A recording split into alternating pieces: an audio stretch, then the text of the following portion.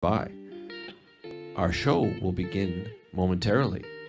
You are experiencing an incredibly annoying wait time. We do apologize, but again, the show will start momentarily. Please stand by.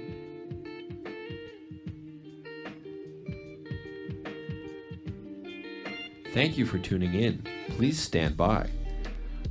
Our show will begin momentarily. You are experiencing an incredibly annoying wait time. We do apologize, but again, the show will start momentarily. Please stand by. Going to the fucking rest home in a couple of weeks.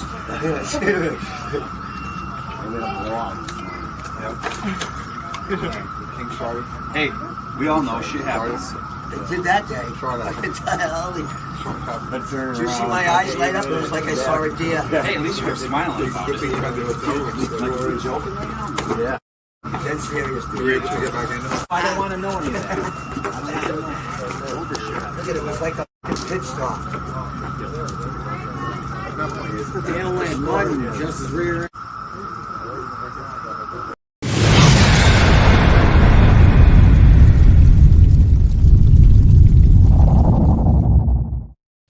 Hey everybody, welcome to Popular Unknown Paintball Live.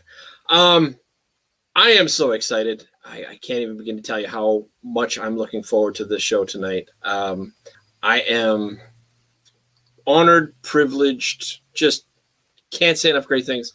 I've got Ground Zero Red in the house sitting in my green room right now, and I can't wait to have them on. They sent me a few little clips of videos and stuff. I had to include that one little piece at the beginning of the intro because I just thought it was awesome. And I figured it was a nice lead in to having these fantastic guests. Yeah, it's so nice to have really good guests on the show again. The last few weeks have been hit and miss, but yeah, this is what I love. This is what I'm here for. So I don't want to leave them sitting in the green room any longer than I need to. So let's get them on. But before I get them on, I do have to give a shout out to my sponsor, Jelly Ball, because they're awesome. And I really think that Jelly Ball is going to be the savior of paintball and paintball fields, especially here in Canada with the airsoft or the replica gun ban and things like that. So Jelly Ball is just absolutely amazing. Don't hesitate to reach out to me off air, and I will tell you everything I can about it, and I will set you up and I will hook you up so that you can get some pretty wild product.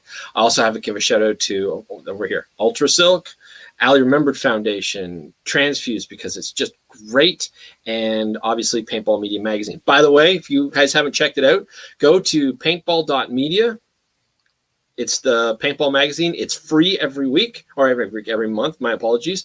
I write for it, and they just released the new album, the new magazine. Can you tell I'm excited?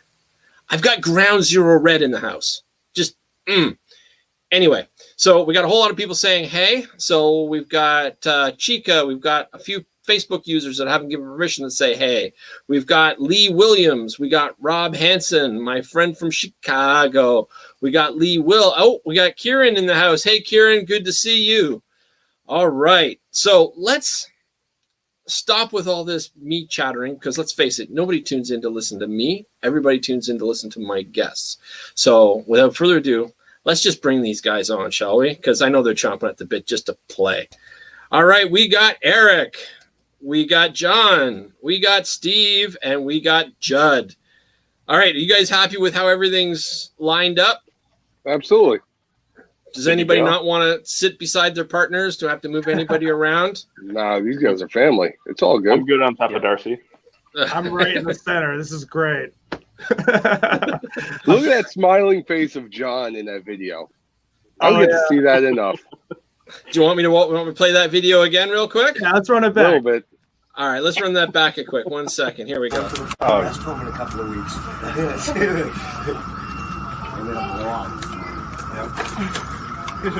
King Charlie. Hey, we all know shit happens. It did that day. Holy. Did you see my eyes light up? It was like I saw a deer. Hey, at least you're smiling about it.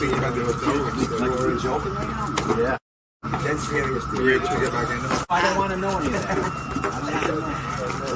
Look at it, it was like a pit stop. Put the inland mud in just as rear.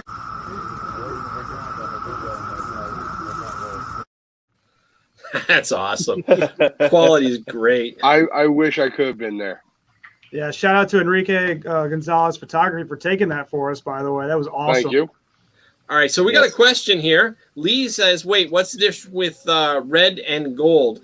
Now, let me answer this question. You guys can correct me. To my knowledge, there are 3 squads. There's gold, silver, and red. And I know that gold is pro, and I think red is the amateur team. And I'm not sure what silver is. So gold is the pro team.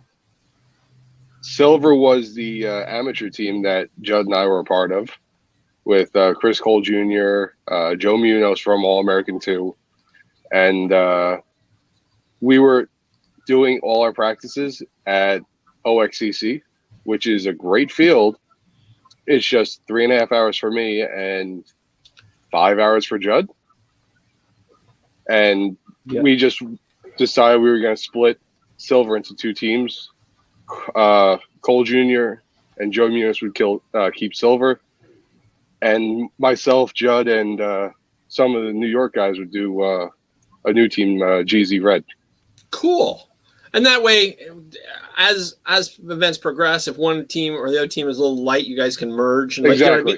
It's not like, I mean, you're obviously competing with each other, but that being said, it's just extra manpower and fielding more teams. Right. I love that. Oh, we got Kieran saying, shout out to all you paintballers out there. Congratulations to all. We're competing this Sunday. Cannot wait to compete. Let's win, boy. Shout out to Kieran. Kieran? Yeah, Kieran. Yeah, Good. Kieran. Great guy. Boy, That's Eric's guy. very hard, man. It's really hard, and I'm gonna apologize for everybody right now. It's really hard in the social days of social media because you're reading everybody's posts, but you see a name and you read it and you know how to say it in your own head, but the actuality of how it's pronounced by the person that owns the name could be completely different. Right. So anybody, if I butcher a name, please just tell me and I'll fix it. And then these guys, I'll just mute them or kick them or ban them or whatever I have to do. So I am so glad to have you guys on the show. So glad. When was that video played, by the way? Last Sunday. That was nice. That was a few days ago. So how did you guys do?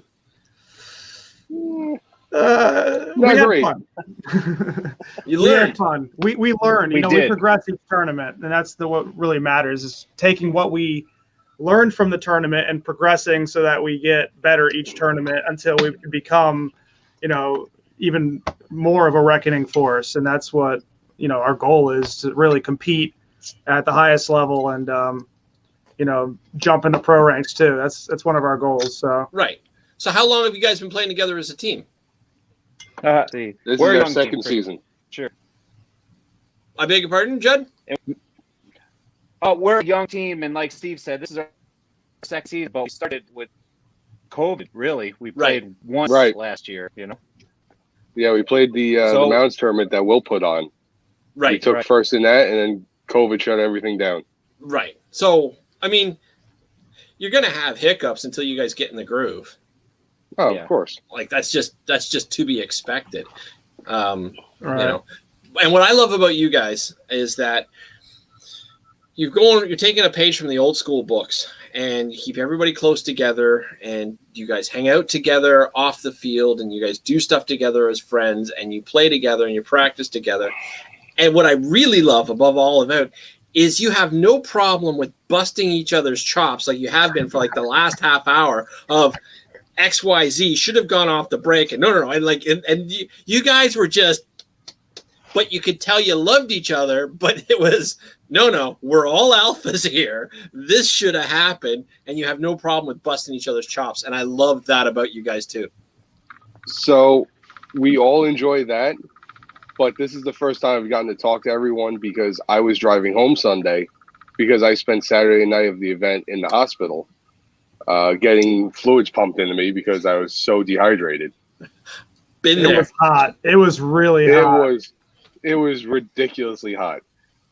Whoever is in charge, can we change up some of these locations? We could fly the events. Like, we shouldn't be in New Orleans in July.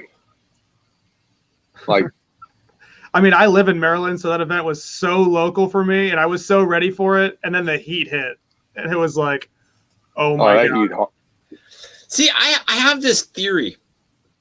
If you guys have ever noticed, or you've ever watched or read the magazines, and I assume you all have, it's like they pick these locations in the off season because that's when the weather's the worst, so they can get the cheapest rates. So you get the big massive spaces at an affordable rate, which we need. But that makes the most sense. But we're going to Florida during, like, the Florida games are running is when it's super hot, and we're going to Texas when it's the rainstorms and the hurricanes, and like Mardi Gras has always been a mud fest. It seems like in paintball, they specifically pick the off season and the worst time for everyone because it'll probably be cheaper, but the weather's always bad.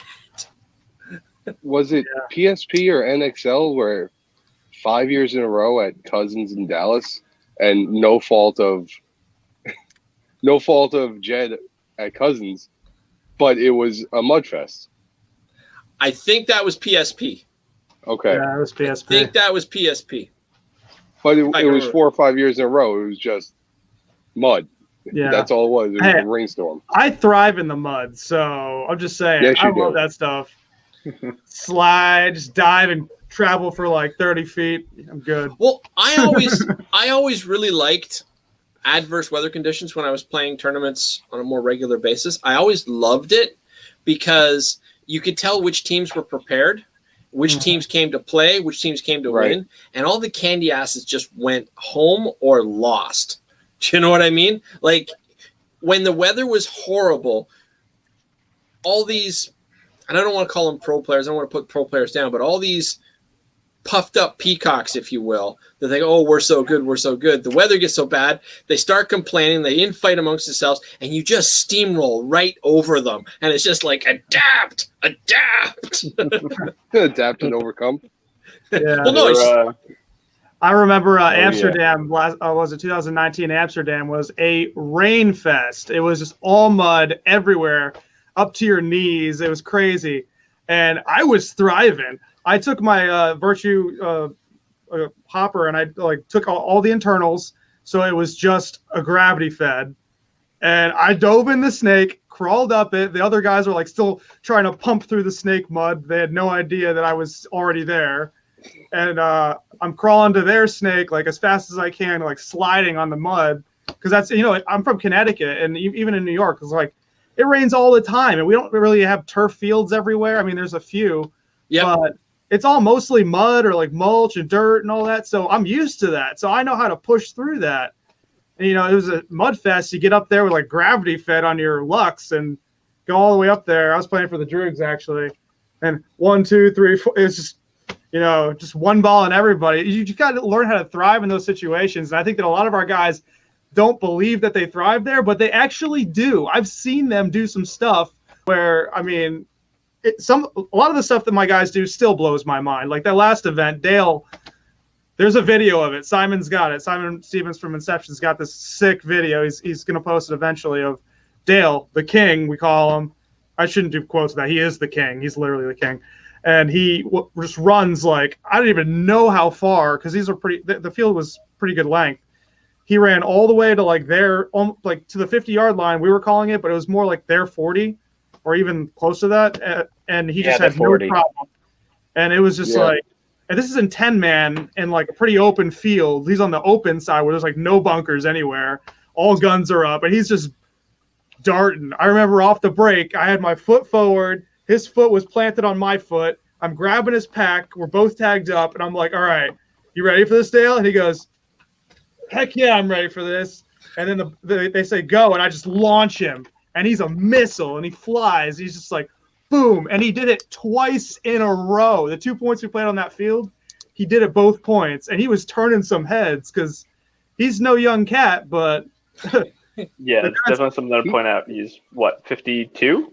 52, yeah. 52. And he's got wheels. He's got determination, and he does a lot with jiu-jitsu and all that. The guy's in the shape of his life, I'm telling you, and he's got wheels. So, like, he blew my mind with something like that, doing it twice in a row. You know, there's just so many things I see with our guys that just keep surprising me, and it's, you know, you just got to find those little talents and really bring it out of the teammates you have. So now you guys are dedicated to 10-man, correct? We're dedicated to mechanical, whether it be 5, 7, or 10. Yeah. Okay. But so you guys are a dedicated mechanical team? Yes. Awesome. But all right. I had a thought and I just lost it. Can you tell I'm a pro? Like, that's fine, it'll come back. No, probably won't.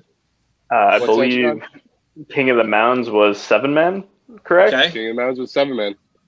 Our first event was 7-man. We did P&L. That's also a 10-man. Yep. Mix of hyperball mounds. We were at Woods Ball World Cup 4 weeks ago. That was a great event to be at. I can't wait to go back next year. Same. And play this year. I was supposed to be there, and there's a good chance I would have been playing on the band too if I went. I love there was a chance. Well. I can't leave because of COVID. I couldn't cross the border. Like it's insane to try to come back. So I just want to get back, get some real biscuits and gravy. Yeah, we ended up being the only amateur team to advance, and then we ended up taking third overall at Woods Ball World Cup, which was awesome. You know, and then did Woods Ball World Cup have pros and amateurs and whatnot, or was it just? It was one division. Yeah, it was one division. That. They did have initially they had it separated, but there was everyone's playing everyone. Okay. Which we were down with. So well, see, that's what I liked about paintball in the old days was everybody would play everyone, but you'd have different divisions. So even though you were amateur and you could get first place amateur, you still had to play pro teams, and that's how you evolved and that's how you got better. Yeah. You got better, right? And they'd play you. Now, normally you'd get stomped like right into a mud hole when amateurs played pros. Normally, not always, because there was a lot of pros that liked to sandbag back in those days as well, just because the prizes value was better than the cash payment value in pro. So a lot of pros were like, why would I do that when I can do this? Yeah. It's easier to win and more money. I see Lee Williams actually asked, what other styles do we play? We play mechanical, but some people are associated with other teams too. Like I play NXL too with one of the Top Gun Revo Ronin teams. So that's one. Thanks to Eric Callender for getting me hooked up with that. I've played with other teams too in X-Ball. I was in 7-man with the Avalanche divisional team with Harrison Fry and Joe Barry. You guys have also played X-Ball, I'm sure, right? Previously, yeah. I just started recently a little bit, but I didn't really actually play X-Ball. Like I left for a little bit, and I'm just Last time I played was actual World Cup, and I played 3-man with Andy Starrett of the Ali Remembered Foundation and our buddy Puck. Love Andy. He's the best. Like he really is. Oh, speaking of Andy, he's saying hey. Hey. We got smoked. You got to be aggressive. But did you have fun? Yeah. I finally I started playing paintball in 1989, and that was the first time I ever got to suit up for World Cup. And it may have only been 3-man, but that's holy ground. I don't care what anybody says. That's holy ground. And if anybody plays paintball and they want to say that they're a real paintballer, they need to get to World Cup. You just I respect the hell out of mechanical and whatnot, but World Cup is World Cup, and it just you gotta make the big show just once in your life. There's no other experiment to it. That's a World it Cup feels right that there. way with the ICC event and the ICPL event. Right. I can't wait to go to ICC. Yeah, me too. ICC is amazing. Itching. ICC might be the Mechanical World Cup. I would say it is. But with what Kevin Donaldson and Marcus Davis are doing with their Woodsball World Cup and that whole European, I know they have a name. I know they have a name for it. I keep messing it up every time I say it. So, Andy's saying World Cup again this year for 3-man. Hey. Yeah, but we need alternates, Andy, because I don't want to play every game again. It makes you stronger. It does, but a year and a half of lockdown up here in Canada, and I need to start stretching and losing the COVID-20 that I got because I was big before and I'm really big now. So get out and play. Sucks. So when did everybody start playing? Ooh, who wants to go first? You, Eric. I'll go. Go ahead, John. So I started playing when I was 18, 2008. I was begging to play for birthdays beforehand, but my mom thought it was way too dangerous. So turned 18, went out, bought my own paintball gun. It was a Spider, which I absolutely love. It's still in the basement and it's wrecked, but it's great. Started playing in 2008, and then picked it up. Went to some 5-man events and then worked at a handful of paintball fields, and now eventually made it here to Red. So been a great time. How about you, Eric? I want to go last because mine's pretty cool right. too. Steve, why don't you go then? So 2006, I was 18. I went once when I was 10 and got destroyed. And I wanted to try it again. And I started about the same time Joe McNicholas, who just got promoted to gunnery sergeant in the Marines. So congrats, buddy. David Thornhill. And we all kind of started at Cousins Paintball. And that was our exposure to the sport. Nice. Judd? I'm 47. I think I started playing when I was 16. So that's like what, 31 years ago? Back when Flatmasters was a thing, but I think my first marker was a Bushmaster. Nice. I got one of those sitting right over there. Yeah, I need a barrel for mine, so if you got one laying around, let me know. I'll pay triple what it's worth. Bocce has them. Who? Daniel Bocce Paintball. I'll send you a link. Don't worry, buddy. Please. No, and then you need to get it bored out, though, and make sure you get yourself a few extra power tubes, too, because they chronically break. Darcy, why don't you just win one? Got it. Yeah, so... All right, so I got to interrupt just for... Bushmaster. I got to interrupt for just 1 second. Again, I'm hearing a really bad clicking in my ears. Does somebody have a clicking going on in their house? Not me. I hope it's not me. Don't believe it's me. Do not. All right, so bear with me 1 second. I'm just going to... see if it stops. Okay, everybody just hold on. I'm just going to... It's not Darcy. It's not Judd. It's not John. It is Eric that's got the noise. What? Oh, you bad boy. Clicking noise? What's this clicking noise? I'm like in a basement by myself. That sounds weird. You have a fan going on? I have no fan in here. All right. Well, let's just continue on. We are all your fans, Eric. Oh my god. Sounds like chattering teeth. Yeah, there's no clicking out here. I don't know what it might be. My video. I don't know. Anyway, it's not fan. too bad. We're just gonna roll with it. Alrighty. Oh, we got Keith Kissel saying hello. We got 95 World Cup. You have seeded teams that are reorganized as a professional Ironman. That's too much to read, but Keith, I'm glad you're watching. I added it, so everybody take a moment to read. I'm not going to read it out for you. 19th out of 270 teams. Great job, man. Yeah, I know the feeling. Man, 2004 I was playing that.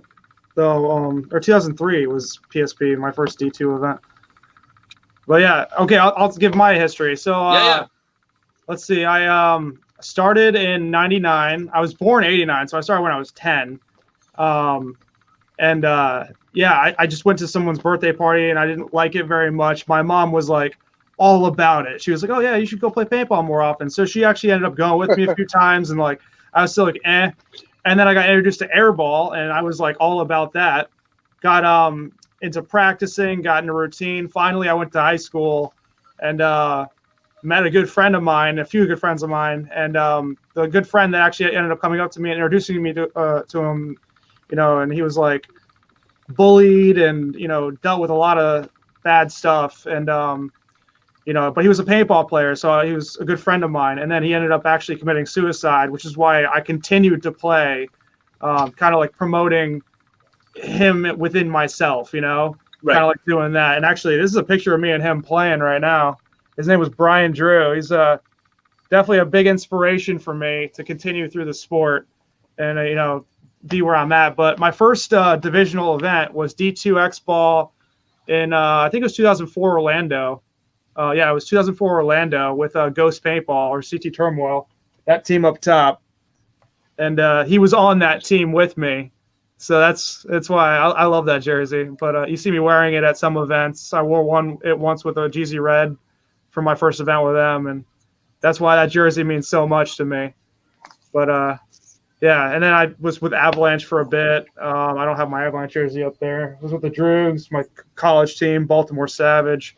I've been with so many teams, and I've played on so many different teams that I've been around for a while, but I just have not lost my love or drive for the sport, and I'm going to continue to grow with these guys now as a family and really, you know, develop what we've got, you know. So I'm really proud of my boys. Awesome. Well, I'm glad you brought up what inspired you to play, keep you playing, and whatnot. You guys sent me another video. Let me just see if I can find that here real quick. Here it is. 1 second. What's up, guys? It's Harrison Fry from Team Infamous. I'm here at the ICPL 10-man mechanical. This is K-Count from DJ Justice. Hi, I'm Eric, Ground Zero Red. Hey, what's up, guys? This is Joe Barrett, number 50 from San Diego Aftermath and Ground Zero Gold. Just want to say what's up to everybody who's participating and involved in the Williams syndrome awareness. Shout out to Paintball for the puzzle. It's awesome stuff. Just want to give a shout out to Allie Remembered Foundation. We're here to promote suicide awareness. Go check it out.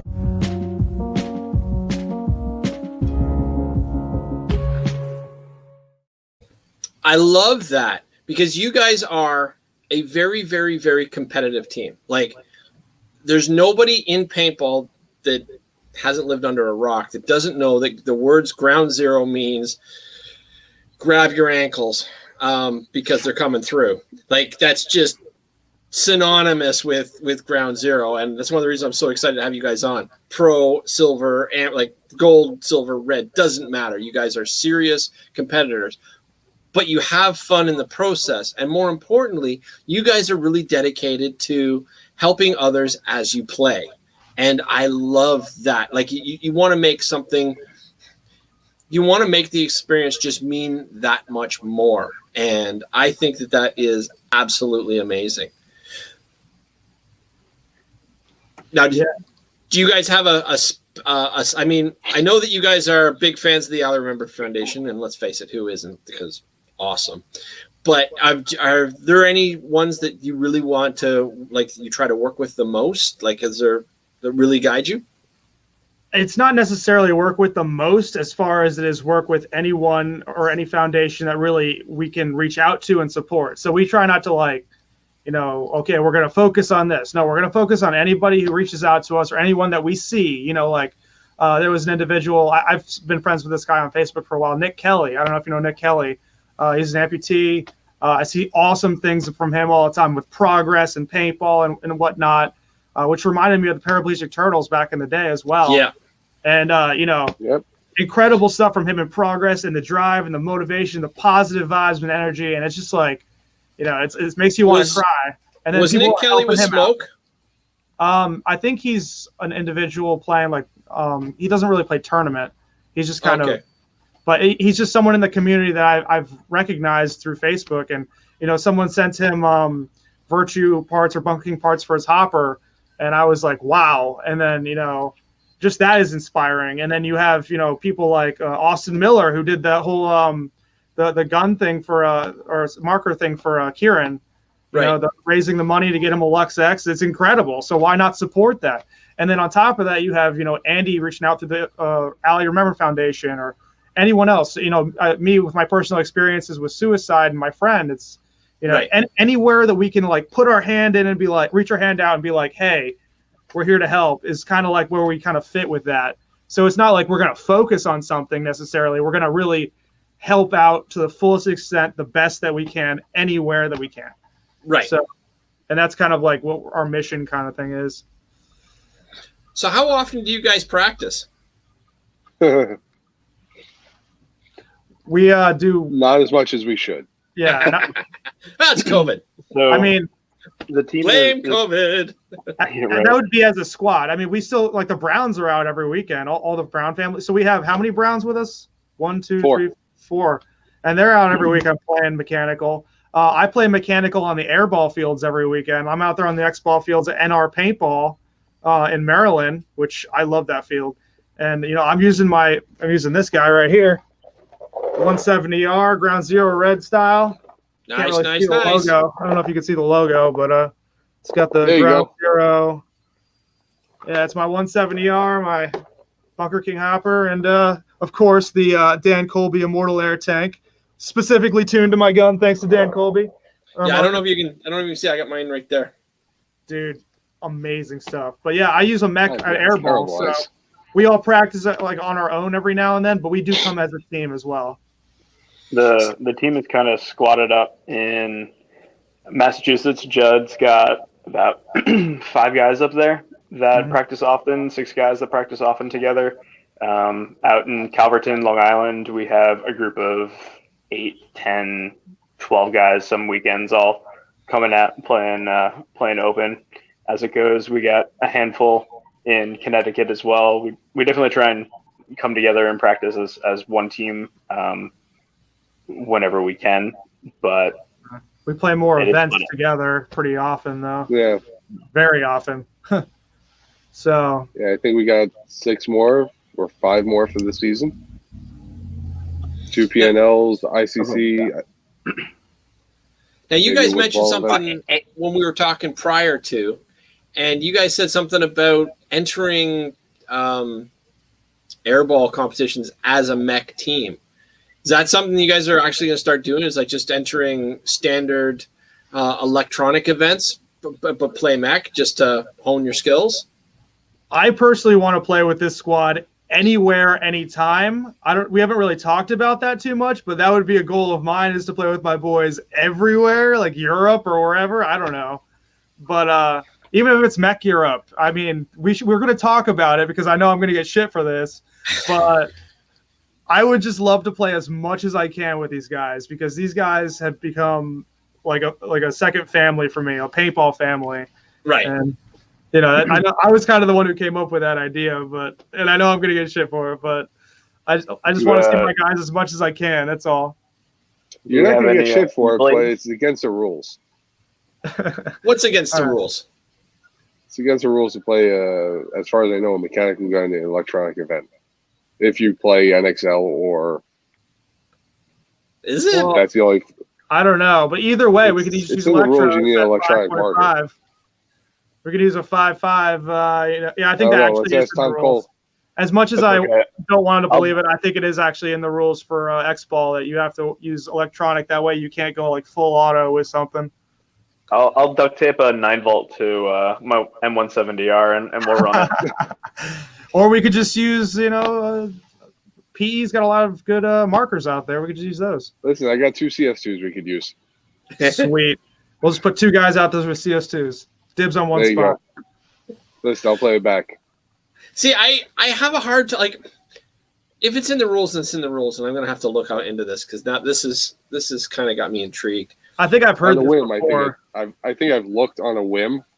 I've heard it before. I remember hearing this before. But there's also people that say you can't use auto mags in a mechanical tournament, and that's horse crap.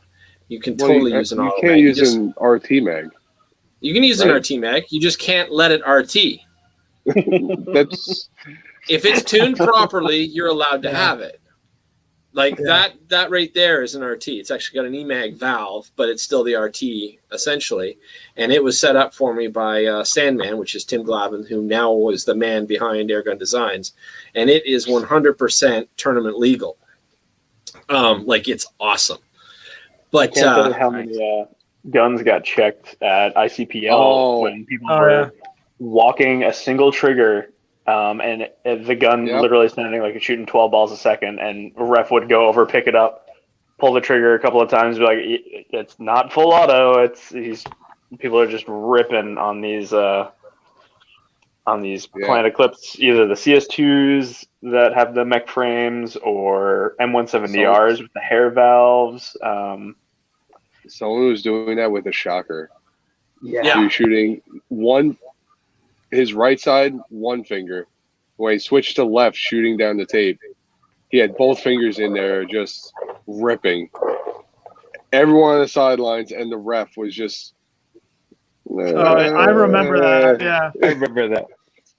See, but that's what I'm wondering. Like, if we've got mechanical equipment that's gotten to that point, which is awesome, by the way. I know there's a lot of people that need to say you have to slow it down and whatnot, and that's fine. And I've got a theory about that.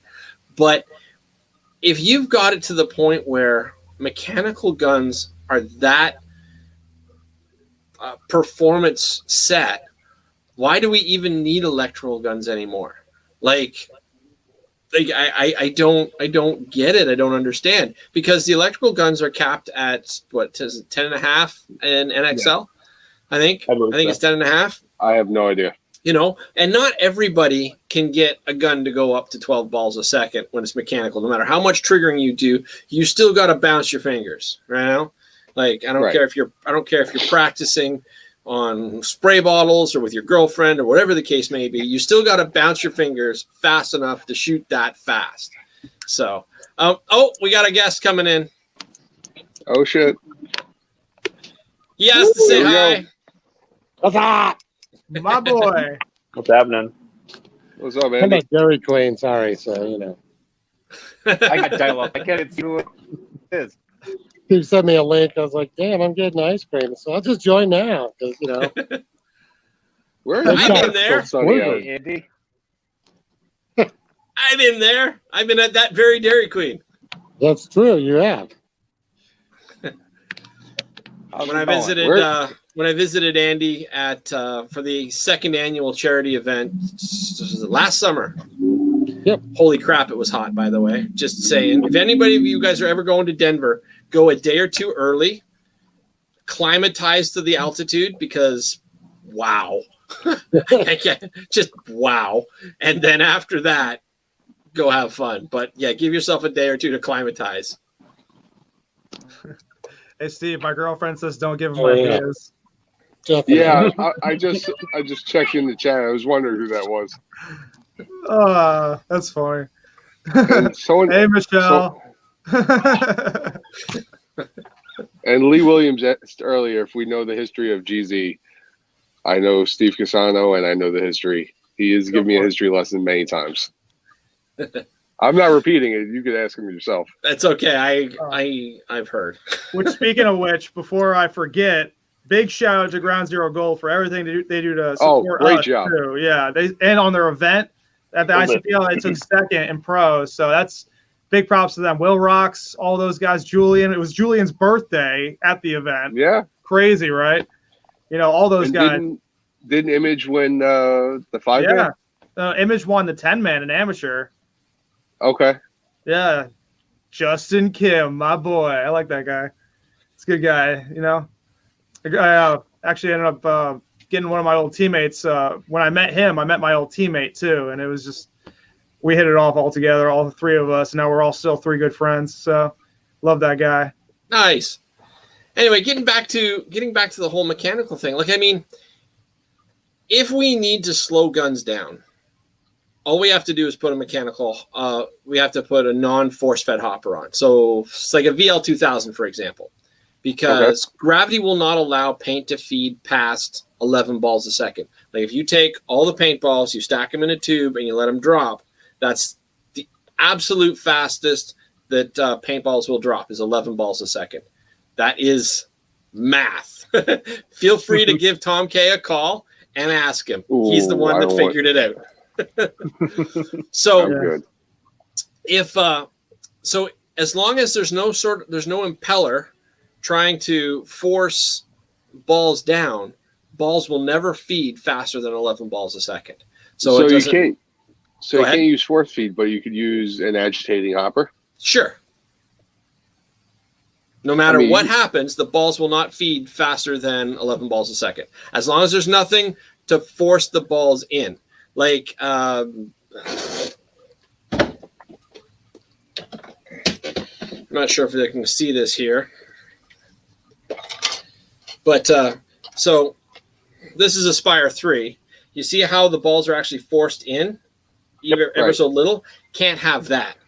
But as long if it was if it was an agitator from like a VL 2000 where it's just the paddles that spin around. I don't have one behind me at the moment. It doesn't force the balls down. It just keeps them moving. Just agitates it. Yeah.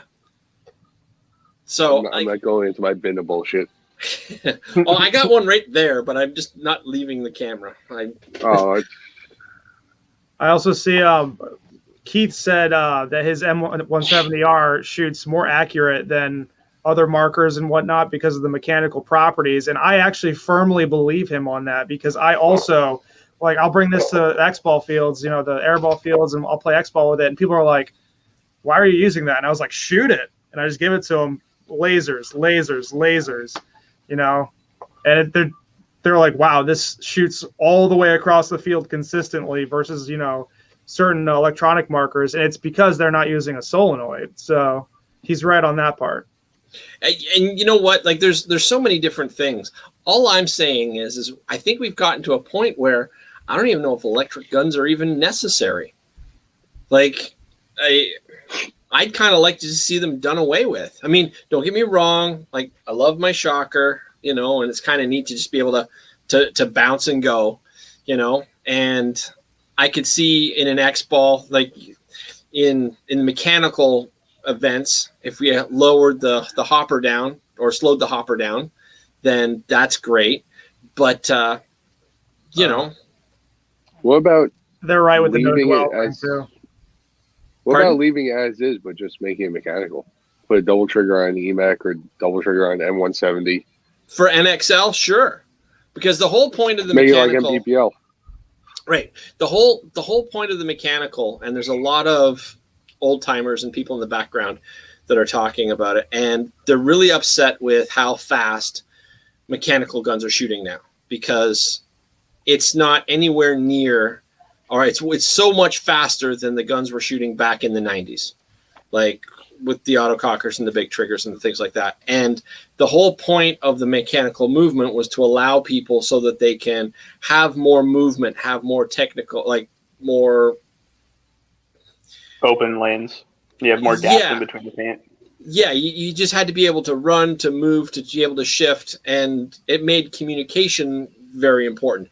And everybody started to lose interest in paintball as far as the old timers go, because it all just became shoot lane, dump a whole lot of paint, and then move a little bit here, a little there. And I'm not saying that the new style is bad. I'm not saying that at all, because it's just different. It requires different skills, different practice, different training, different drills. It's just different. It's not better. It's not worse. It's just different. So with the mechanical guns speeding up as fast as they are, they might as well be electric guns if they're hitting 12 plus balls a second, right? Because that's what the electric guns were doing. So I think the only way to slow that down is have a hopper that won't force feed. And that stays for the mechanical. And then, but getting to where all the electronics are, if you put a double trigger on one of these mechanical guns, you can hit like 12, 13, 14 balls a second if you practice. I don't know why we don't allow that. Just go. Actually, I kind of like the M500 series that the Millennium series tried to do. Okay. Where it limited 2 pods per person. Just as something different. Yeah, 2 pods in a hopper. Yeah, no, I played in that in Europe with the Droogs, and it's amazing. You have 4 pods on your back per person, and that's all you can use. Like you just have a hopper and 4 pods that you can walk out with, and then once you get on the field, you can swap them around between players. But usually, you just walk out there with 4 pods in your back. That's it. But the thing is, they all there's like the people don't hold lanes for that reason, but also the points go quick. You know, they can build aggressive layouts like that, and it's way more interesting to watch, and it's amazing. But you know, someone's throwing a lane and trying to lock out an area, and I'm running that way. I'm either going over that lane by tripping over it like it's a wire, or I'm going under that. The only way you're going to hit me is by putting 2 lanes there, which means you're sacrificing 2 guns on that one area. So that's how you evolve with that type of sport, or that type of the sport. You know, you got to adapt for that, but it's a whole different game when you talk about what we do in mechanical and in the woods, because you got, you know, it's not slower pace, but it's more tactical. You got to be creative. You can disappear and be a ninja, but it's like a whole different format is really what it is. Because you talk about 7-man NPPL versus X-Ball, completely different format. Now you're talking mech in the woods and the mounds. Each one of those, you know, the woods, mounds, and hyperpipe is a whole different format on its own, but you're mixing it all together. So there's plenty of different formats of paintball, and when you throw them into just being mechanical, that's a different format on its own. So there's so many different styles of paintball, and in order to be well-rounded, you have to practice all of them and really kind of adapt and evolve into all of them to make the best kind of player that you can be, you know? Yeah. So I totally agree. Actually, first of all, Rick says, who am I calling an old timer? I can call anybody an old timer. I started playing in 1989, so I only missed 8 years of paintball in entirety. Like, so I guess I'm calling me an old timer as much as everybody else. But and apparently Rob Nevis, he didn't allow, but I'm cheating. I'm using this so I can make sure I get some of these names. He's saying us old timers lost interest freaking airball. I got to admit, Rob, I kind of lost interest in airball as well. But truthfully, when I stepped back on the field at World Cup and actually got to be behind some of these new airballs, it's not like the dumbass airballs that they made us play in 99, 2000. Those things were just, you guys never had this issue, but when they used to have the giant hoses connecting all the air things together. Those. Do you remember those, Steve? I heard about those. Yeah. They were a pain. The He's back. Videos. He's going to torment us with Dairy Queen.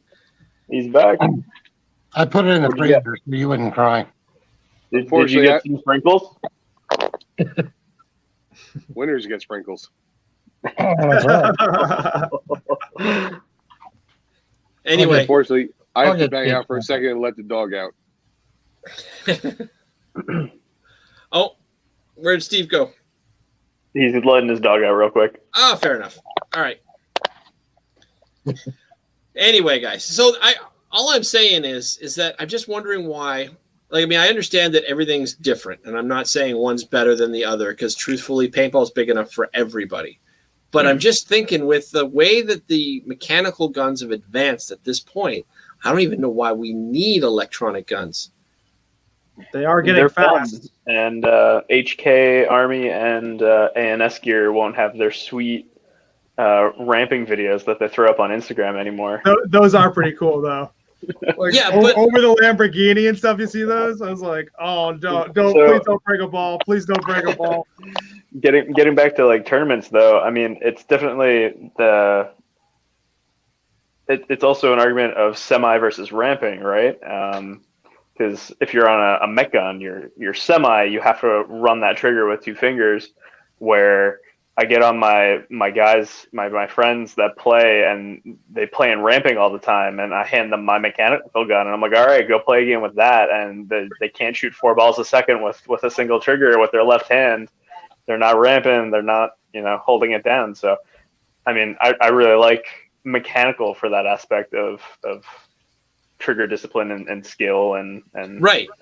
getting that down. So, and that's my point. Like, I mean, I just think we can have as much fun, if not more fun. I mean, everybody's talking about let's bring back uncapped electronic. Like, but if we bring back all mechanical, you can't cap it. So let's just go. You know what I mean? Like, come on, bring it. I mean, I'll play any type of paintball, anytime, anywhere, and I'm just down to play. You know, I get so amped up, just like, you know, being on the field, being with my boys, and all that. But I do like mechanical, definitely the best out of everything that I've played. You know, you got people like Bobby on our squad, Bobby Martinez. You go in the woods fields with him. He goes in the center of the field. You look at forward for a second, then you look back to your left, and he's not there anymore. And you're like, where did he go? And he's like suddenly like on their side of the field, like a ghost, just sniping. I'm like, I love Bobby Martinez. Funny story with him. We were practicing with the Blasters back when both of us were on the team, and we won the point. Yet somehow we were still yelling across the field, arguing with each other. Makes sense. I had kind of the same thing. We were on GZ24K back when that was a thing, and we all got eliminated against. I think it was Image or something. It was a different team. It wasn't. It was another team, but they were a really good team, and we all got eliminated. And we're like looking back, and we're like, "Where's Bobby?" As we're walking off the field. There's like 4 or 5 teams. Yeah, it wasn't Image. It was I forget who it was, but there was like 4 or 5 guys. I think it was 4 guys like walking back to the flag station, you know, whatever, about to grab the flag and bring it back. Guy grabs the flag, spins around, gets shot, and we're like, what? And then Bobby pops out of nowhere, eliminates the last 3, goes all the way to the flag station as fast as he can, which is pretty fast. He grabs the flag, runs it back, hangs it completely out of breath, and we're like, he is a ghost. Bobby is deceptively fast. Yeah, he was just hiding in like a corner. Like he saw that we were all eliminated, so he darted into like a corner, like a shrub. There we go. Hid and waited for the guy to pull the flag. Waited a quick second, and then eliminated everyone that was left. Ran and grabbed the flag and brought it back. There we go. So I have to ask, seeing as how we've got Mr. Andy right below me, did you guys play against the band? Yes, we did. First point of the tournament. And did you smoke them? We ran out of time. I wouldn't say smoke. I mean, they put up a good fight. So I wasn't in that game. I wasn't either. It was first game of the tournament, and they held it down. So we didn't grab the flag. Time ran out, but I think we eliminated 9 players. Right? Am I right? And yes, you got 9. Did we 9 drop players? 1 or 2. We dropped 1. I think I was the only one because I looked at the time and I was like, all right, we have like 30 seconds left. So I sprinted from all the way on one side, all the way across to draw all the last guns. And I don't think I think they counted me as a live body at the end, maybe. I don't know. But I don't think that field at the ref took my arm down. Sorry, that field at Woods Ball World Cup is uphill both ways. Mm-hmm. We were gassed running up that hill with my buddy Brad and I kept yelling at him, run, I'll cover you. And I just looked back and he's just like, I can't, man. And so I started to run, and at that point we just didn't have enough time to close it out. But it was a great game. The start of the game, and it's almost like you see some Sasquatch in the back of the field just going between different trees, and then all of a sudden they're at the bunker in front of you and they're shooting at you, and you're like, how did you get there? What? I didn't even see that. It was good. What about you, Andy? How did you like playing these guys? Or you didn't play, but what was the general opinion? Game. I didn't play the first game, so I wouldn't know. All right, why do we even have you here? Well, I know one thing's for sure. At the end of that game, they all were like super chill, and they all were like congratulating us, and we came back up to them, and that's how we kind of got connected with Andy and the rest of the band, like Bud and all that. And I was so happy to see Dan again. Dan Colby is my boy. So But they were just good people and good sports, as everyone knows they are. Yeah. And it's just amazing to get to meet them and to play them. So. Yeah, I think that was probably one of the most relaxed, chilled out 10-man events I've ever played in. Yeah.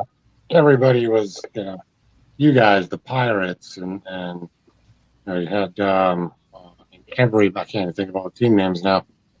Everybody was just mellow and having a good time. Yeah, like the Misfits and all that too. So All Americans. Yeah. All Americans, Misfits, yeah. Rocky, he was having a great time. When does Rocky not have a great time? Exactly. He doesn't have a beer. No, he's still having a great time. No, he's always having a good time. The man called an airstrike on me during the tournament. He's all the way because the field went like this, and he started like either side.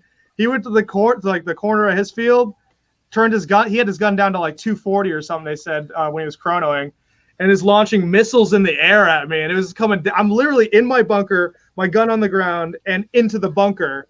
And it's just raining from the top of my bunker from in the sky and hitting my gun.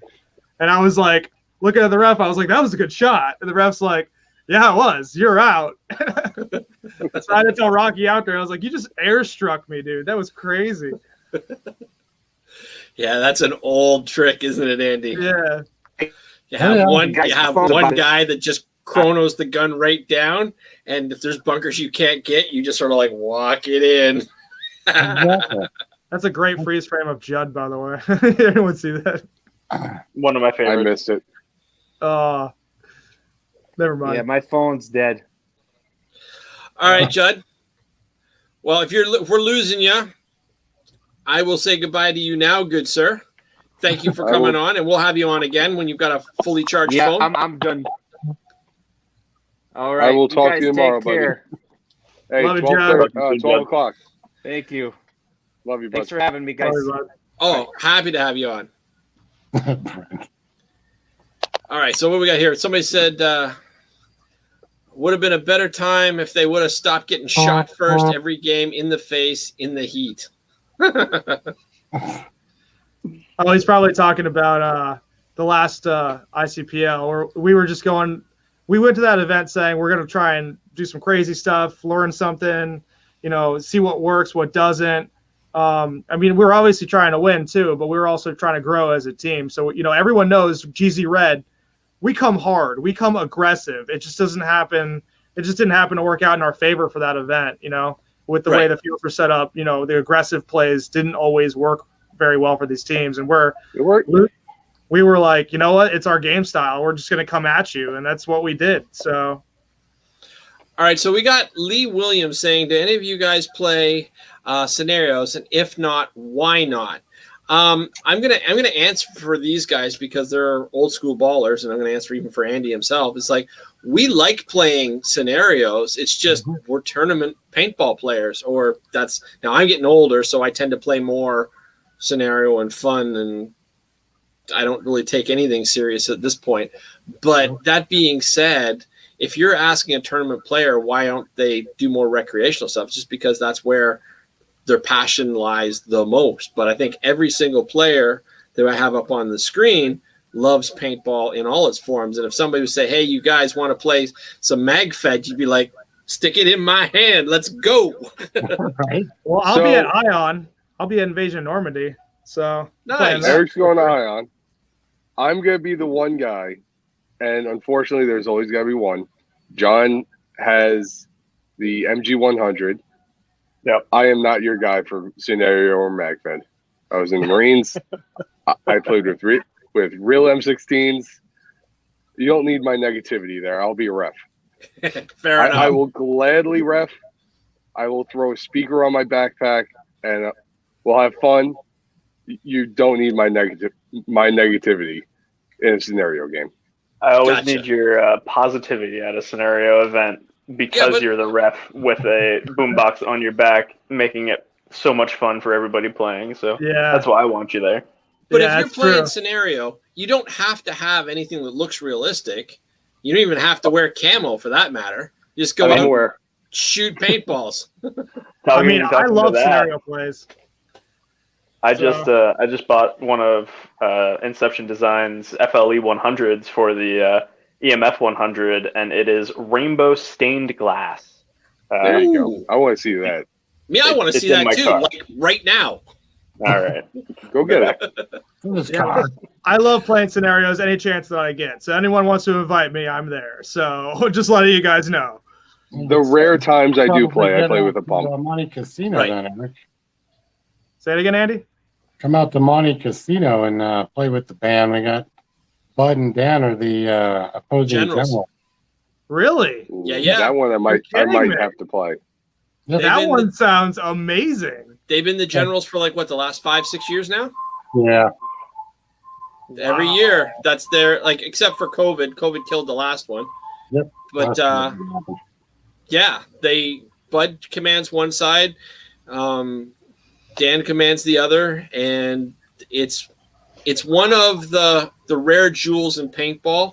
They keep everything very old school feel, old school sense. It's just fun. They're not trying to push thousands. They're not over marketing it, things like that. So there's only a few hundred people that play, but it is the game. Where is this? It's at Paintball Go in Indiana. Yeah, it's like near Green Bay, isn't it? Okay. No. It's Indiana, it's not Wisconsin? It's up from, where is that? Just look up. I got to look up the address. It's driving range from Chicago. I know that. I just don't know which team to join. Yeah, it's at Paintball Go, so you just look that up. Oh, okay. I haven't seen that yet. That is sick. That is pretty. Is that what you wanted that 45 for? This is why I want the 45, because it is so lightweight. As my friend Ginger says, it looks like someone tried to get every color on an Easter egg, and they succeeded. This thing is beautiful. That is gorgeous. Speaking of Ginger, he had a crazy good run through last event. That was pretty cool. Yeah, it was a 5-pack or something up the middle. Just a run through up the middle. I got like 5 guys, spun around, got some guys in the trench, came up high, got some other guys, got the guy at the 50, got the guy at the center 50, and the guy behind him. It was a crazy run through, and I still am seeing that in my head. So, yeah. So Lee apparently played 2 years ago, and he won, and he was on Bud Orr's side. Hey Lee, post in the chat what state it's in, so I can try and plan for this. If it's gonna be an old school game, I'll bring a pump. Yeah, it's not. It's not like a serious scenario game by any stretch of the imagination. It's just. No. It sounds like fun. It's Bud and Dan and a bunch of people tearing on each other. If everyone's talking shit, I'm down. Oh! As long as no one takes it serious. Kathy Alvarez says, "Hey to everybody." How do you do? Hey, Kathy. Do you guys know who Kathy Alvarez is? I hope you guys do. You want to explain for everybody? Illinois. Sorry, what was that, Eric? You want to explain for everybody in the audience? Oh, yes. I think I have a million times, but Kathy's brother played for the original Master Blasters back in the day, and Ground Zero basically evolved from the Master Blasters. That's the short version. That's a very short version. Right. So Kathy Alvarez is basically GZ royalty in her own little way. Absolutely. Much. She's going to be playing. She's going to be playing against you guys next year. Oh, really? Yeah, she's from the all-girl team. Oh, heck yeah! Yeah. And I hope Kathy doesn't mind me letting a little bit of this out of the bag. If she does, she can just get mad at me later. But she's got. She's better be. She's got Jennifer Montresor playing, Tim Montresor's mom. She's got a girl named Danny from up here in Canada that I recommended her way. She's got Rosa, who is a big supporter of the I Remember Foundation, and she kicks butt.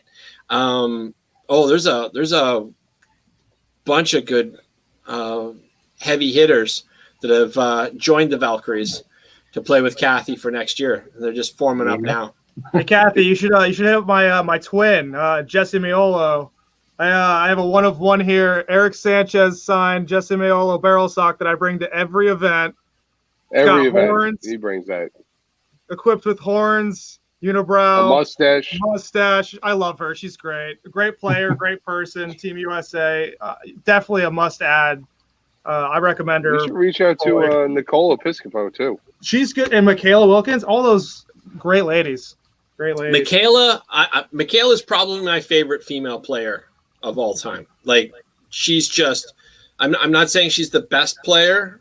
I'm not saying she's like – I've met her and hung out with her a few times. She's just so passionate and so focused, and she just – you can literally see it when the games are starting. She just starts pumping up. You can see her fangs growing. Like, it's just like it's that raw intensity, and it's like, my girl. Man, I could name so many great paintball players that are females right now. It's just that I could recommend as well. You know, B is still, you know, doing what she does. Look at that. It's I loved pitting for Destiny a few years ago at Atlantic City NXL with Mike Paxson. Yeah, pitting for Destiny was a great experience. Yeah, our local field out in Calverton, Cousins Paintball, big game 2 years ago. We had B out as well. It was great to have her out there. Yeah, I can't say enough nice things about B. Don't get me wrong; she's one of my favorite paintball people ever. But if I have to pick my favorite female player, it's Michaela. She's just her eyes go electric. Like, it's just like she just see her wind up, and it's just like I'm immediately afraid, and I love that because you just know she's going out, she's going on the attack, and I think if she ever really gets that perfect team together, I think she's got the chops to be a full bore pro player. I just think she's awesome. So, hey Steve, can I interrupt you for 1 second? No. All right. Well, Eric, you need to bring out Michelle because apparently she wants to play. Yeah, for sure. Yeah, she's coming out. She's coming out for sure. Okay. I just want to make sure we got that out there. Yeah. We got 5 more events. You know, she could sub in for you once. She's going to sub in for me for sure. She's probably way better than me anyway. So she's way better than me. I can promise you that. No, I'm going to try and teach her a bunch coming up soon now that summer's coming through too. So she's got the will to learn, will to drive. She's going to be going far. So, well, if need be, I got extra gear. Oh, nice. I do too. As I'm sure you do as well. What did I do? Well, okay. So she said thank you. What did I do for her to thank me? Steve. What am I in trouble for now? Oh no, that wrong, Steve. Sorry. Talking to Darcy. My apologies. Listen, it's not often there's more than one Steve in a room. And now she's talking to me saying that I better do this, which I am going to, I promise. So I'll see you at practice, Michelle. She's coming with, I'm telling you, for sure. Oh, man, I am so glad to have you guys on. Like, I can't even begin to tell you how honored I am to have Ground Zero on my show. We got to do this again more often, you know. Like, this is absolutely amazing. Well, we love you and we love what you do, so absolutely. Yeah, I got to fill pods for him. Fill pods for me or for Ground Zero? Yeah, they were in the finals, so I took my pod filler that we got, those new ones. What's Ball World Cup? Over, stuck it on the table, and we're sitting there filling pods for him. This is true. Yes. Thank you so much. We literally had legends of the sport doing things for us to help get us ready for the finals, and I was like, "Is this really happening?" Right. I was like, "Real life? Is this real life?" Like, you know, did you guys know that Andy's an actual Masters champion? Oh, I did not. Yeah. He's got the trophy right near him to prove it. Wow. Yeah. I did not know that. Yeah. And you've known me for how long and you haven't told me that? He doesn't brag. I have to pump him up. Oh man. But yeah, no, Andy's a legit champion. And that was funny too, because Dave and Weaves were playing with the Ironman, right? So they were pitted next to us with Team Fox that my son and Connor and everybody was playing on with Rob Walker. We had DJ from one of the Ankle Busters Alley teams, and Dave from RC Customs. They're all the Fox. And these guys, Ground Zero Red's behind us, and all Americans are in the finals. And we turn around and we all go. We're helping GZ in the get ready and do all that stuff, and left poor Weeze and and Dirk over there with Adam Gardner to fend for themselves. Good luck. I did go over and help. We spilled some pods, but I was like, let's just take all of our paint and everything that we had left. We just started dumping it on their table, just moved everything over, and was like, let's keep going. You guys don't even have to buy paint. We got paint. We appreciate it. Thank you so much. Stuff, So it worked out. So Renee was standing there, and me and Gene and everybody were, they had some industry icons helping them go. Everything they could help us take that. It was that great. Podium spot. Yeah. So Eric, there was a bunch of things that you wanted to cover, and we've been going for well over an hour now. So I just want to make sure we don't miss anything, because when you and I started talking, you said there's a bunch of things that I want to say, and I was like, all right, let's. It's funny. I haven't even looked at that list yet. This entire podcast. So holy shit, Mr. Orr. Yeah. Oh my God, the legend, the myth, the legend. He's the highlight. The myth, the legend. Your Bud bitch. I love Bud so much. Ooh. Bud is by far him, Dan Colby, literally anyone from the band is my favorite people, ever, by far. I think I can speak for my whole team when I say that. So I truly believe the only person missing from that team was Bambi Bullard. That's a throwback name. Yep. Yeah, I worked for her in North Carolina on Marine Base at Paintball Field. It's crazy. That's a real throwback name. She was one of the first females to play paintball or a tournament paintball, Yeah. I think, right? One of, I think so. One of. Yeah, there was her, Jessica Sparks. Back then, though, tournaments were a lot different. And for the record, the very first paintball tournament ever played was won by Canadians out of Kingston, Ontario. Thank you very much. What was the team name? I forget. Oh, come on. I forget, and I'm not even going to pretend. I'm not going to stumble or stammer. I don't remember their name. It was something like Storm or something like that. But all those team names back then were lame. They just were. Listen, it was the 80s. Yeah. Exactly my point. There were some awesome ones, and there were some terrible ones.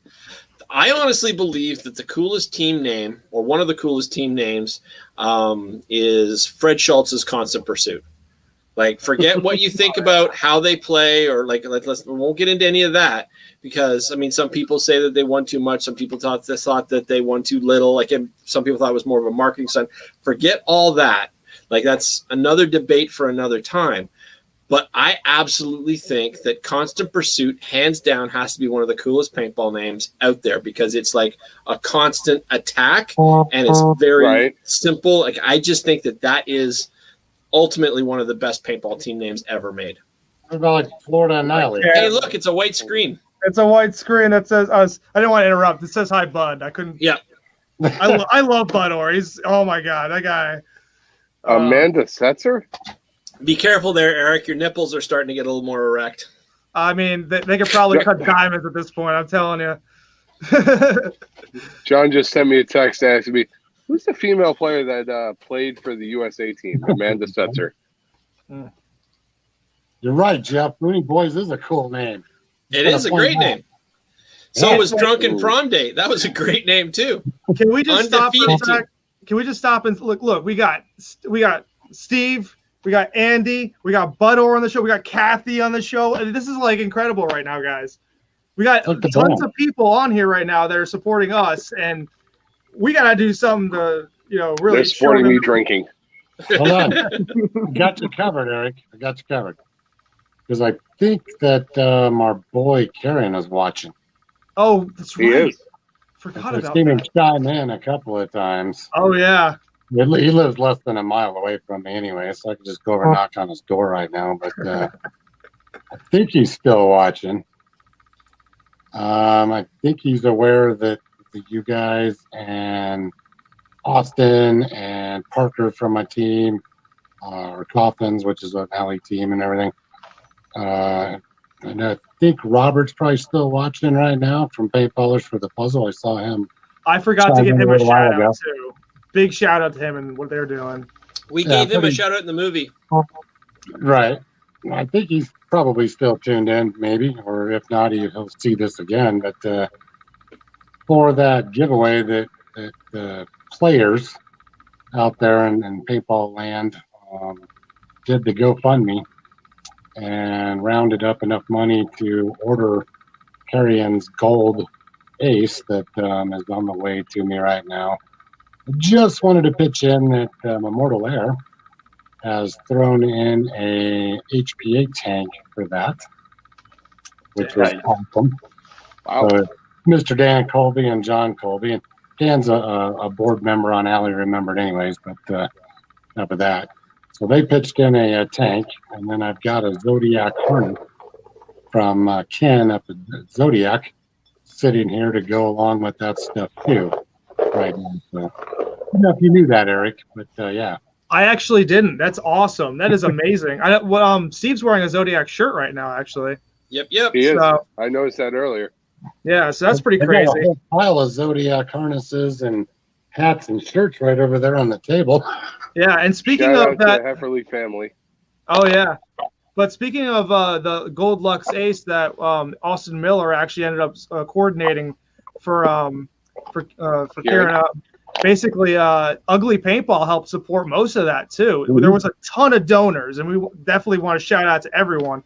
Ugly Paintball, right from where you're at, Tony was there, just like, I'm here to help, and threw in as much as he could. So he was a big supporter of that as well. So I wanted to give him a shout out as well.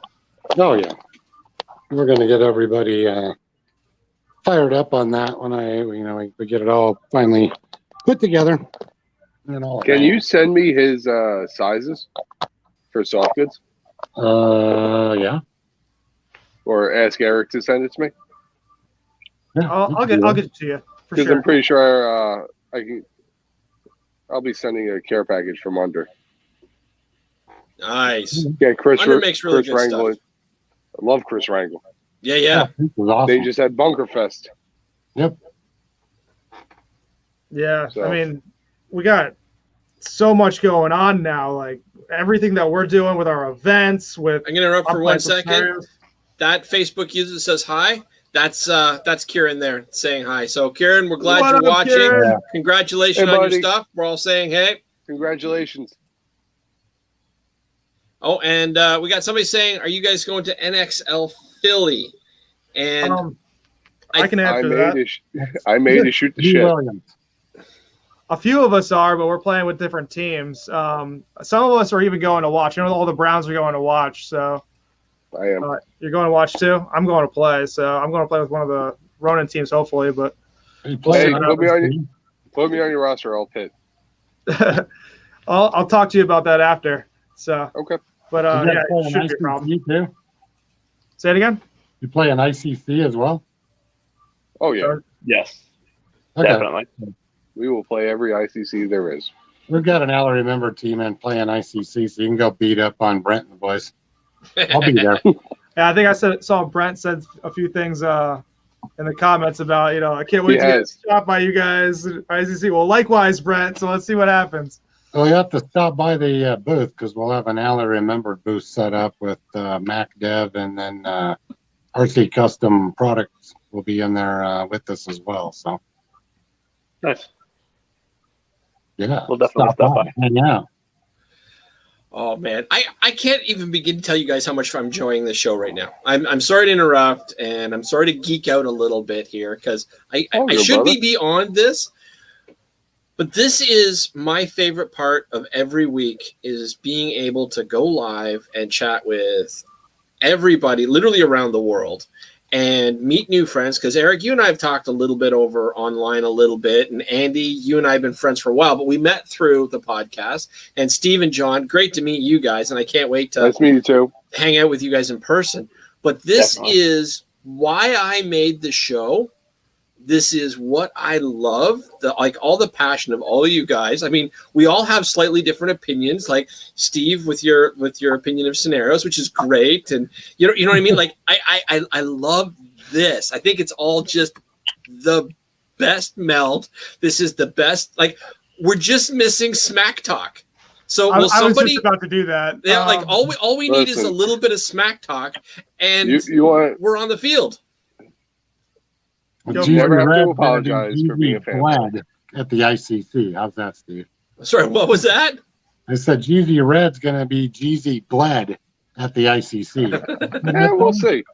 We'll see. We're going to come hard, but I got to tell you this much. Whenever we're playing any event, doesn't matter where, when it comes to a woods ball match, Darcy's the first one to be like, I'm sitting.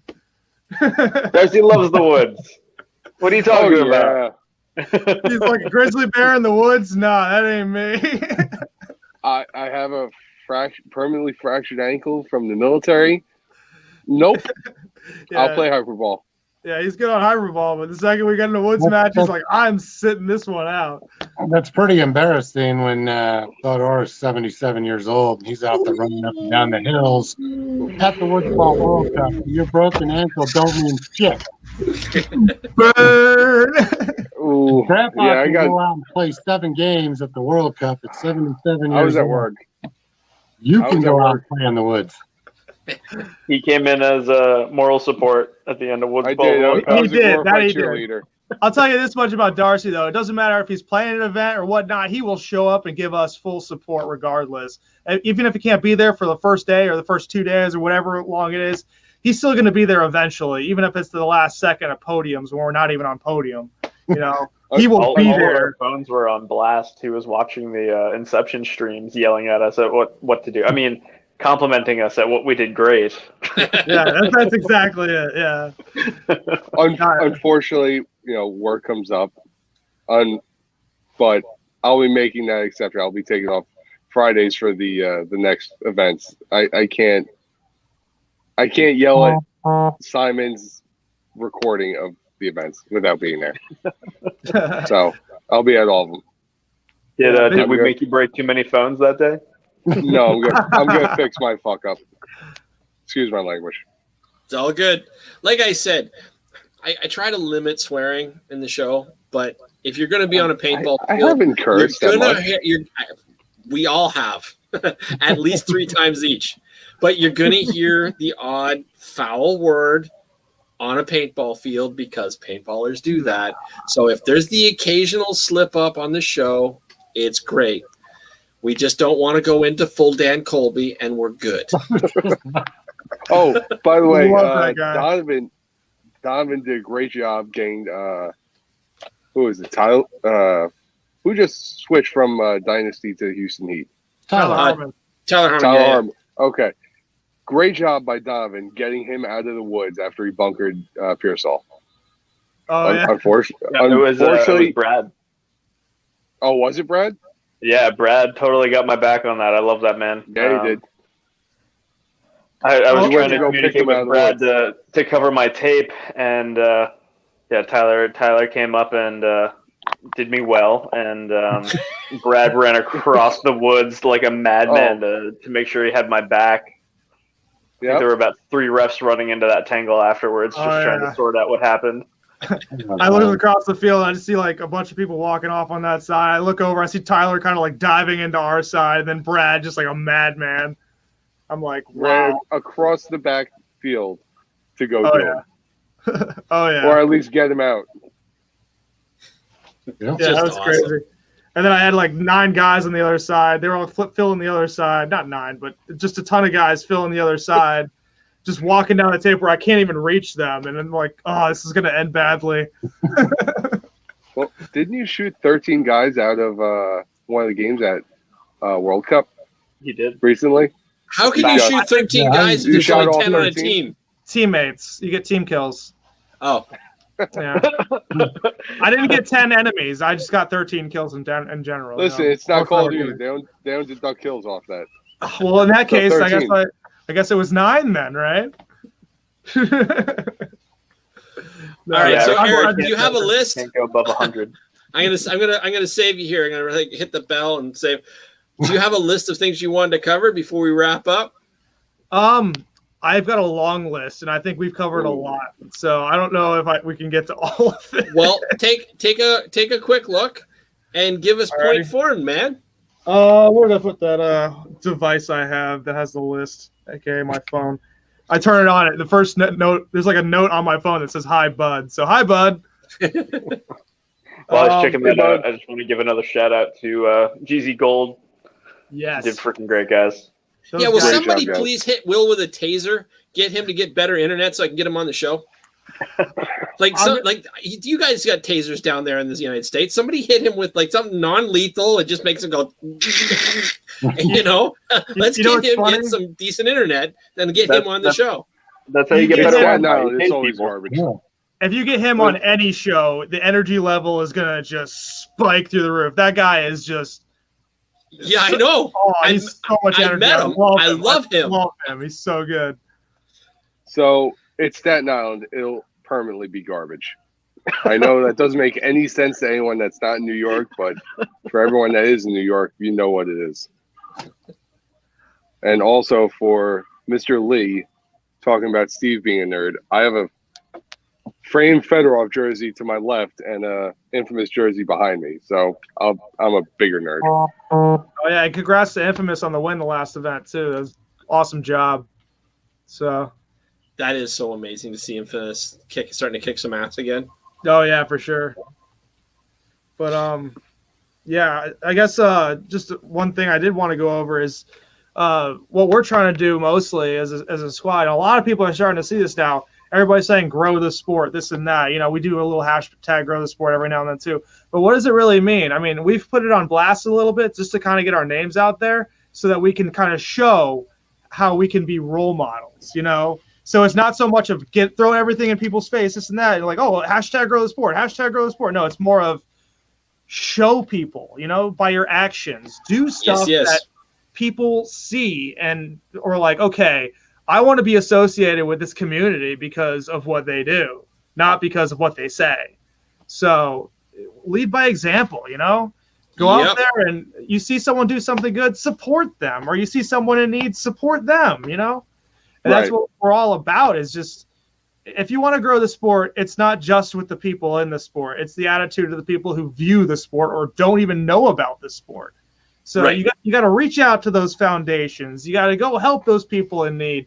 And, let them know you're a part of a competitive team or a tournament team, or you're just a recreational player who loves the sport. Don't worry, Steve.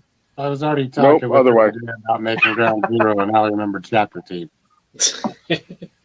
I'm sure you were. Look, we had that conversation earlier.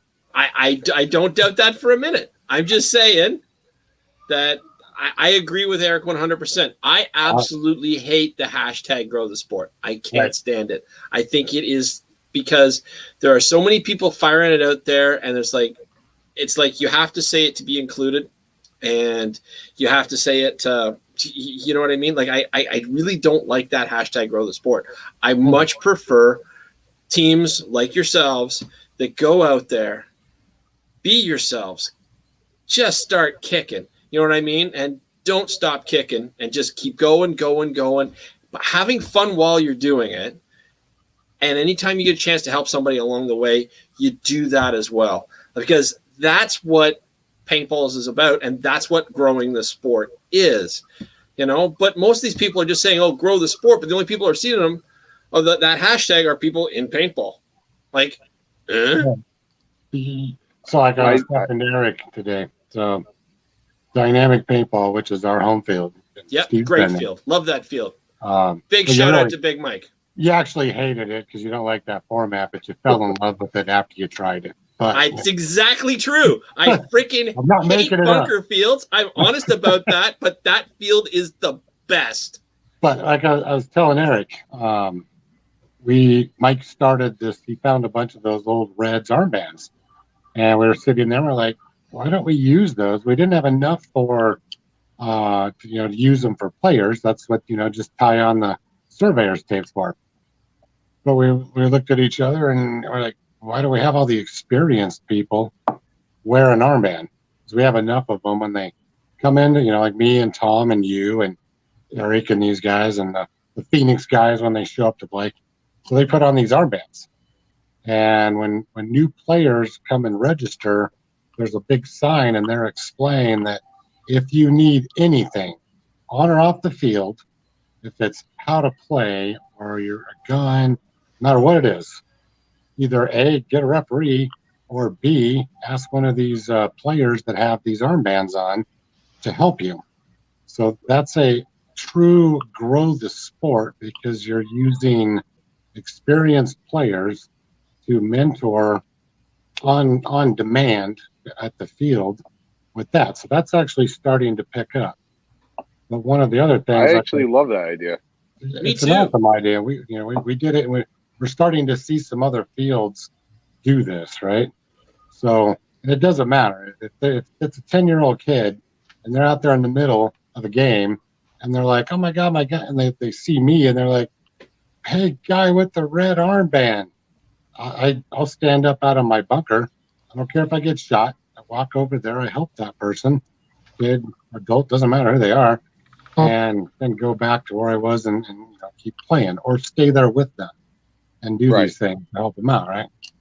Well, Mike is he's a previous tournament player and was semi-pro and was one of those enforcers back in the day of the MPPL, right? And he was one of the guys that got drafted on a lot of these teams to go kick teeth in back in the day, right? He was good at it. He's like the guy on the hockey team that's going to bash your skull in and kicking on somebody else, right? Because that's how it was back, years ago. But being a field owner, which you saw a lot around the country, field owners stopped, promoting and stopped sponsoring teams. Why? Because they became whiny, self-absorbed brats. I'm just going to call it for what it is, right? And that's a lot of these field operators just said enough of this. We're tired of it. They want, gimme. And what do they actually do for the field? Oh, it wasn't much. I was in the industry. We sponsored teams. And we had a tight contract for that because of that type of attitude. So he hasn't done anything with teams in years, right? Now, today, there's a new turf that's came from another field, an airball field that's newer than the ones he's got that have been in a trailer for 6 or 7 years.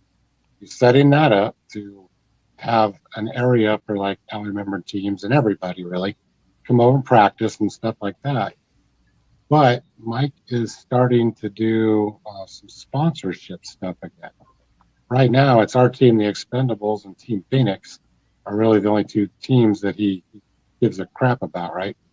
But he's got another team coming back, and I don't want to say the name to get it wrong. So I'm trying to remember which one it is. But his new thing is a field operator. Yes, I'm going to sponsor your team, but here's what you have to do. X, Y, A, B, and C for paintball stuff, but he put a requirement in based on what we do in the community that his new sponsored teams have to do X amount of community service in the community to be eligible for the sponsorship at his field. And I was like, you're the man, Mike. Because we do that with the foundation, but we're a nonprofit. This is what we do. We go out and help people and things like that, right? So it's daily for us. But that was a badass idea because he's going to get teams that are going to come. They're going to want the discounts to practice and the paint and all the things that they a lot of them stopped doing because of that. And he's going to go, okay, I'll give you these deals. But you got to do X amount of hours of community service every month in order to be eligible to maintain this sponsorship. And I was like, that's a way to grow the goddamn sport. Yep. Because you'll have paintball teams, and it could be rec players and stuff too. everybody's included, out in the community doing things.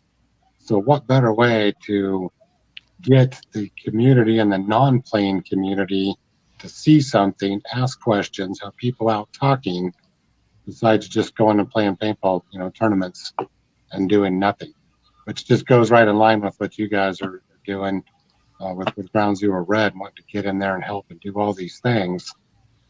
It's an amazing feeling to see this branching out that way. So I just want to throw my 2 cents in on that. So, awesome. I like those ideas. I think as far as I'm concerned, I usually give out extra gear because we all have way too much gear if we play paintball. Come on. Eric, I know you have a bunch of stuff. I've got 4 bins of nonsense behind me.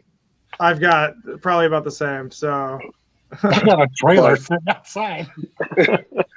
my way of growing the sport, every job site I go on, usually within the first week, I try and put in people's heads, hey, we should do a paintball thing.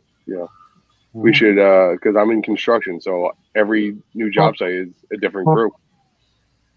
So it's either growing the sport in that way, or doing, volunteering where I can. You know what I'd really like to see, and I mean, I'm not taking away from all the volunteering because all that is absolutely fantastic, and I'm 100% down with that. But I've mentioned this in the past at various places. I would really like to see paintball clothing actually say the word paintball on it in big, bold letters. Like your Ground Zero Red jersey is wicked, but in nowhere does it say professional paintball or amateur paintball team or anything like that. When you get this Zodiac shirt is awesome, and it says Zodiac, we got your home. It doesn't say paintball anywhere.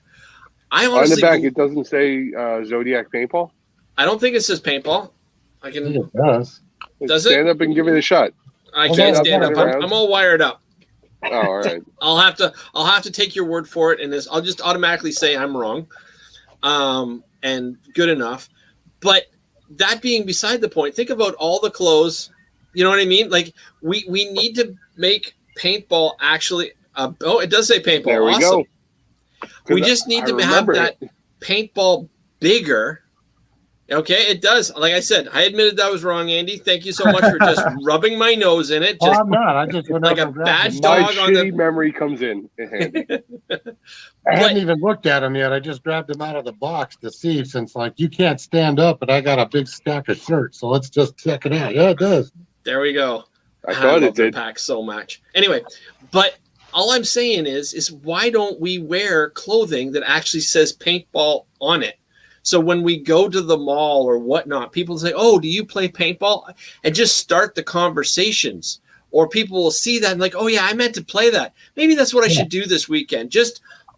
I just wish we'd all wear like paintball, like just a plain shirt that says paintball player or whatnot.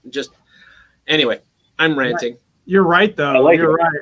Yeah. I mean, our GZ jerseys were sponsored by Cousins Paintball, but honestly, I have tech shirts from a team I started locally years ago, and I have tech shirts from GZ Red, and I don't see why they couldn't wear a player's name be just yell out paintball, because I wear those tech shirts all the time. Yeah. Right. Even on your GZ where you've got Cousins that says paintball because that's Cousins Field, which is an awesome field, or so I'm told. So one of these days I got to make it. But right beside it, you've got Valken right there. But all it is the V. So we know that it's Valken because we're paintball players. Nobody else in the world sees that. I would love to see that V with paintball underneath it. And people go, ooh, do you know what I mean? Like or Planet Eclipse. Or Planet Eclipse with that E and the star and then paintball right underneath it. Just drive it home. But anyway, big, bold letters. Yeah, you're right. That's a good way to promote the sport, too, is just by literally saying paintball. And saying what it's a part of. Like if it's in little letters, but if it's in big letters, I think that would be just, even if you guys walked around and said professional paintballer, boom, like, you know what I mean? Like just anyway, But there's probably also something to carrying yourself like a professional. Right. How about professional paintball role model? Oh. Ooh. Oh. No. I'm totally for it. One?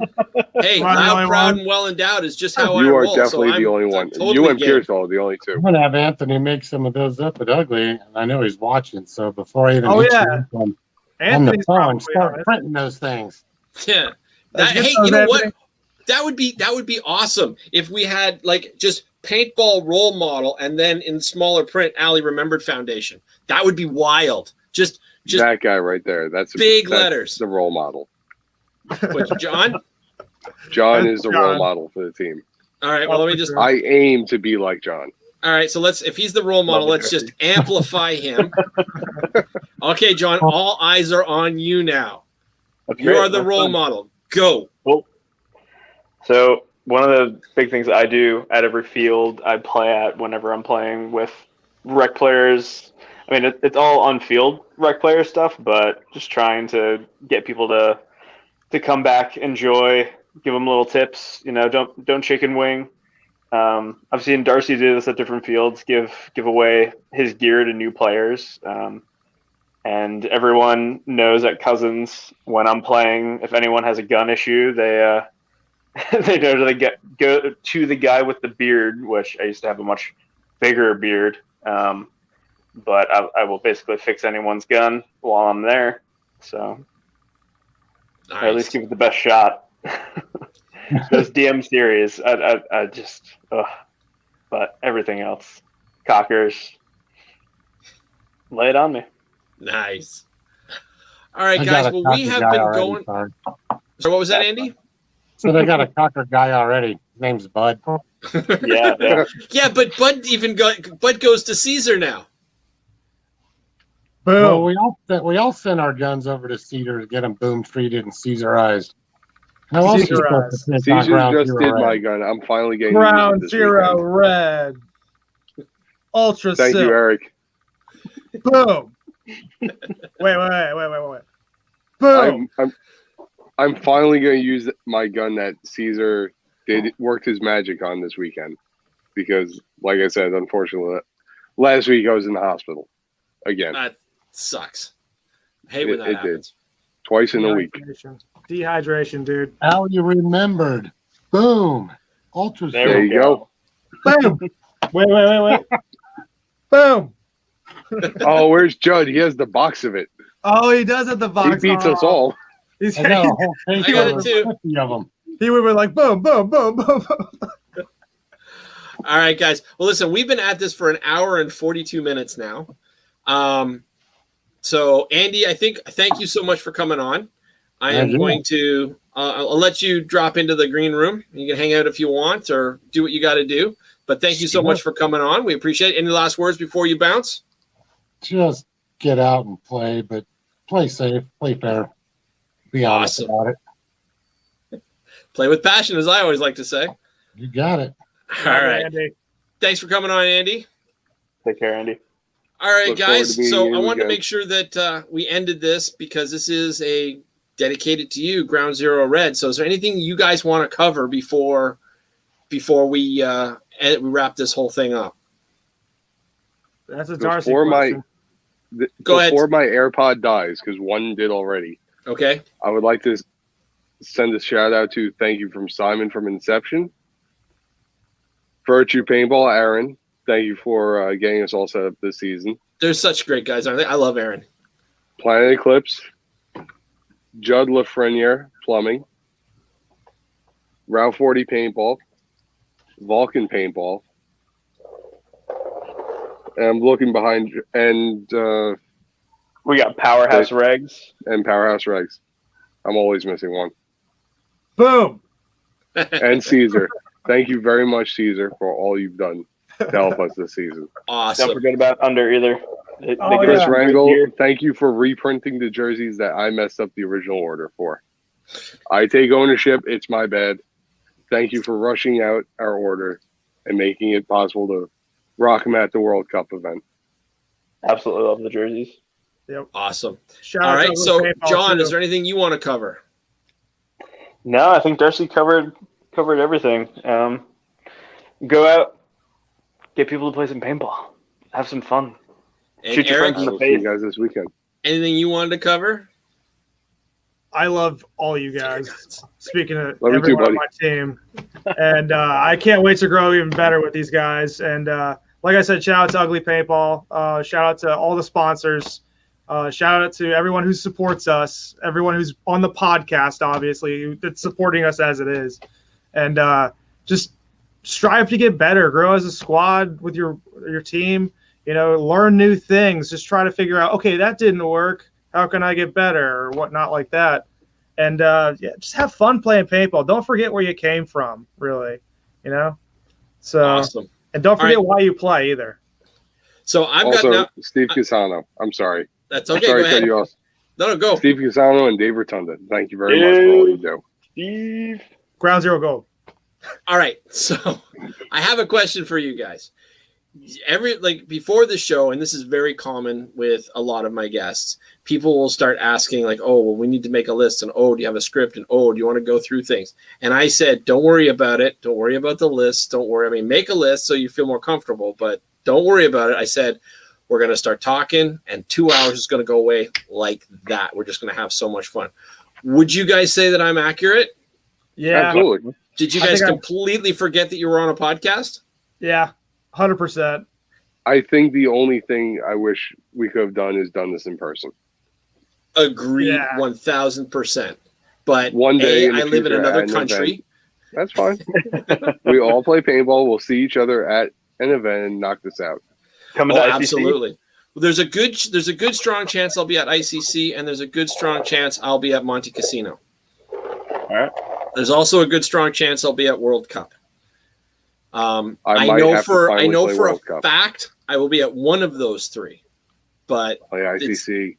Go to ICC. You know you want to. Oh, I totally do. It's not a question of whether I want or don't want to. It's crossing the border because COVID.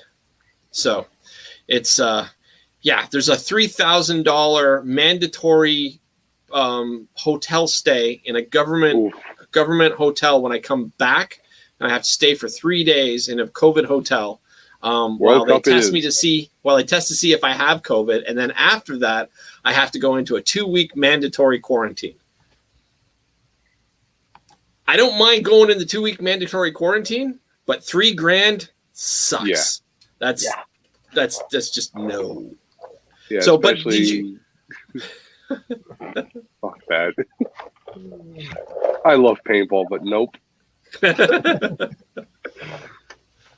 All right, guys. Well, I'll close. I'm going to start wrapping this up. Close you guys down. Thank you for having us. Thank you so much, dude. Oh, I'm so glad. I'm just going to close you guys down, put you in the green room for a second, and I'll chat with you all in a minute. All right. So, Steve, you're going first. Any last words? All right. Go play paintball and have fun. Fair enough. John, any last words? Take care. Thank you very much. You got it. Eric, any last words? Watch out for us in the future. Punk. All right, guys. That is my show for tonight. How awesome is that? I had Ground Zero Red. Yes, they are the amateur of Ground Zero, but let's be honest. Ground Zero is not a word or a team that you take lightly, like ever. They come at you hard, they come at you fast, and they are never a team that you just don't take seriously. That you just don't. And I am so glad to have them on. I'm still geeking out just a little bit because when it comes to iconic paintball team names, Ground Zero is one of them. So I am so glad to have it. But it's time for me to wrap up the show. Time for me to go. Thank you all so much out there for watching and hanging in and joining in and all that ins. But play with passion, everybody. And as always, keep your paint dry. Ciao.